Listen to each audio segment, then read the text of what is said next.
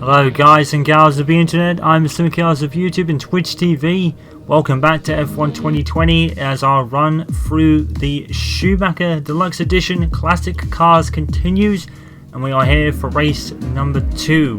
We are on the Benetton of 1994, the car that won Michael Schumacher his first Drivers' World Championship, and we are taking it round the Melbourne circuit in Australia, as that is where he won it. But he won it at Adelaide as opposed to Melbourne. Adelaide isn't in the game this year, so we'll have to do with Melbourne for now. So as we said in the opening video to this game featuring the 1991 Jordan, the 1994 Benetton was a very highly controversial car in the rumours that it ran traction control, ABS, illegal fuel. Michael Schumacher was disqualified from a race and stripped away of his victory in the Belgian Grand Prix due to disqualification for a floor infringement. Michael Schumacher himself was involved in other controversial moments, such as being black flagged at the British Grand Prix after passing Damon Hill on the formation lap, and then receiving a stop-go penalty, I believe it was, which he didn't serve and was subsequently black flagged, but he then ignored the black flags and continued to race and was eliminated from the results immediately. He then received a 2-race ban that he served later in the season, around towards the end, and then of course in the title decider in Adelaide, Michael Schumacher and Damon Hill came together on the track.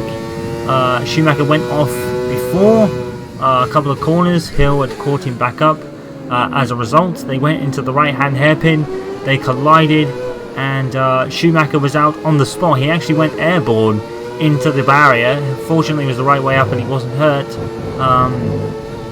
And then Damon Hill carried on, and if he could have kept going, he would have won the 1994 championship. He was a point behind Michael at that point. But unfortunately, when he got back to the pits, car inspection showed that his suspension was damaged, and he subsequently retired from the race as well. So, very controversial. A lot of cynics say that Michael Schumacher deliberately closed the door on Damon Hill in the hairpin. I myself have already stated my opinions in the previous video, but as a short reminder, I think it was really 50-50 and more of a racing incident. Like I said, no driver really goes into the race wanting to take someone out before they've even turned a wheel on the car at the start of the race. So I really feel that it was more of a 50-50 collision as we slide off into the wall again. And I told you guys in the Jordan video that it would not be the last time I crashed. We are in the wall again, as once again, just like the 91 Jordan, the 94 Benetton has a very skinny rear wing, I think, or is a skinny car, meaning that it's very easy to let the back end snap and you will veer into the wall, as I did there. So yeah, as I believe the Schumacher-Hill collision was more of a 50-50, and I think it was the right decision to let it go. Michael Schumacher had no previous incidents of such a manner, and I think, really, considering all the events that happened in 1994, I think the FIA probably wanted to just get the season over with. It was such a dark and tragic year with the passings of Ratzenberger and Senna, and then you had all the political acumen, all the rumours of Benetton's car, and just this. I think they made the right decision in the end, because I think it was just a racing incident that could have been avoided had Damon Hill just been that little more patient. But as I said in the Jordan video, he has every right to go for the gap. Like I said, if Seb said once, if you don't go for a gap, you might as well stay at home, or as late great and Cerner once said, if you don't go for a gap, you're no longer a racing driver. So Damon Hill did the right thing, but it just didn't come off. And I don't think Schumacher intended to damage his car to end his title challenge. I just don't believe that. I don't believe Michael Schumacher, or any person for that matter, goes in with the intention of taking another driver out. But as I said, to balance that out, his collision in 97 doesn't look a bit more... It looks a bit more cutthroat towards Schumacher, doesn't it?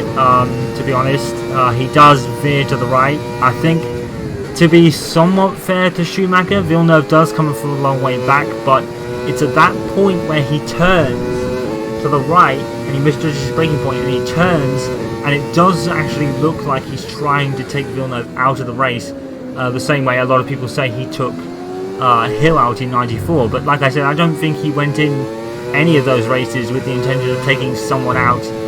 But I think, like I said, I think because he had previous in 94, they rightly excluded him from the championship. So do I think that was the right decision to do? Yes, I think they had to do that.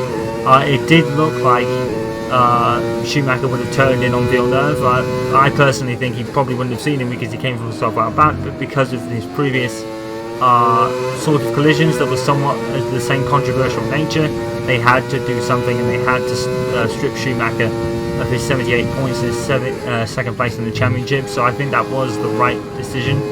But in any case, here we are for the qualifying session. We ended up in the top 10 in this car, so we've already made an improvement over in the, over the Jordan, because in the Jordan we were 16th in practice, and we're going very well in this qualifying session, considering a few other cars around us might be more powerful machinery on this in this session, not least of which the 1995 version, which will be the next race that we'll show in this classic car content. Looks like we're going to get P3 here at the end of the session as we cross the line now. Oh, we just lost out to P4 there.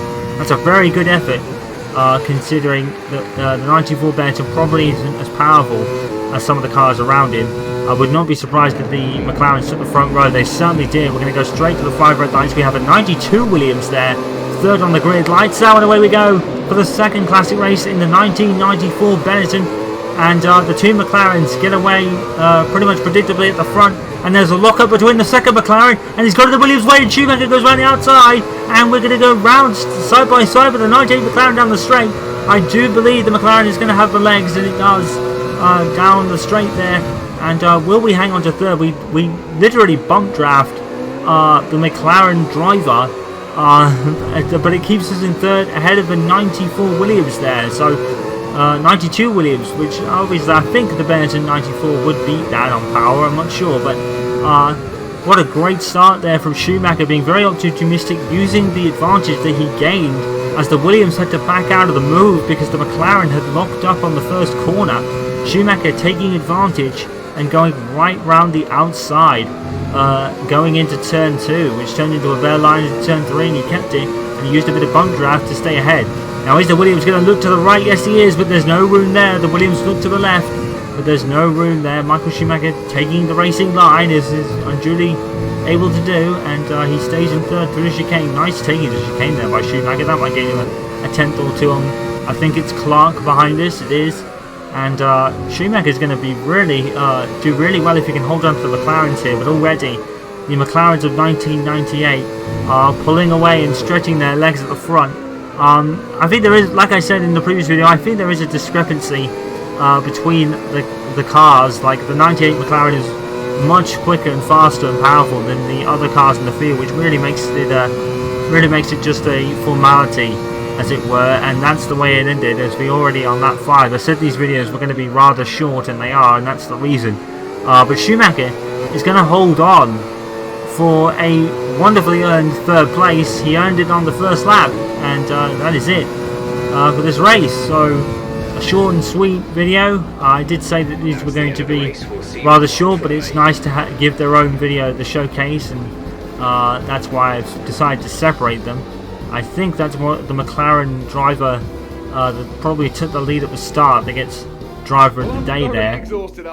Now, as you can see, there is another example of, in the classic deluxe edition content cars in particular, if you pick apply to the race suit option, you actually get what you're seeing on the screen. That's Schumacher's actual race suit that he had at Benetton in 94. So again, a nice touch, and I've already said in previous video that Codemasters really, I am really happy with their attention to detail when it comes to the Michael Schumacher edition content. You know, Michael looks great, especially in motion, and then they give you the option to have the classic race suits while you're in that certain car. So yeah, wonderful attention to detail, and that's it for the Benetton run of 1994. Next will be Benetton 1995, a beast of a car around the Canadian Grand Prix, Michael Schumacher's most successful circuit. You guys know what to do, follow, subscribe, and all that good stuff, and I'll see you in that video. Please pick any of these ones to have a car of your choosing, and I'll see you there.